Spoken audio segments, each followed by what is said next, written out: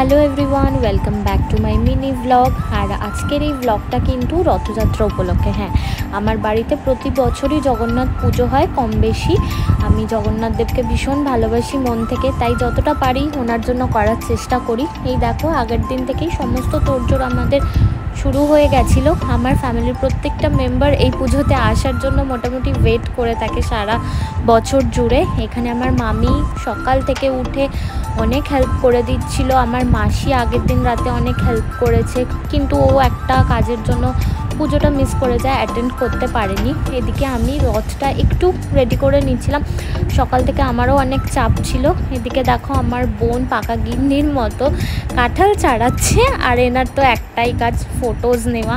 আমরা এখানে একটা ছোট্ট ভিডিও বানাতে বানাতেই দেখলাম পুরোহিত মশাই চলে এসছে, আর তার আগেই আমার জগন্নাথ দেব, বলরাম এবং সুভদ্রা দেবীকে কিন্তু তৈরি করা হয়ে গেছিলো। তোমরা জানিও কিন্তু আমার ঠাকুরদের কীরকম লাগছে।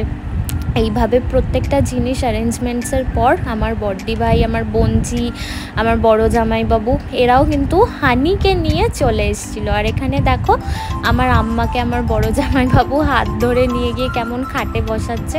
আর ওই যে আমার বোনজি, এখানে এবার এরা বেলপাতা ছাড়াতে বড্ড ব্যস্ত ছিল যজ্ঞের জন্য।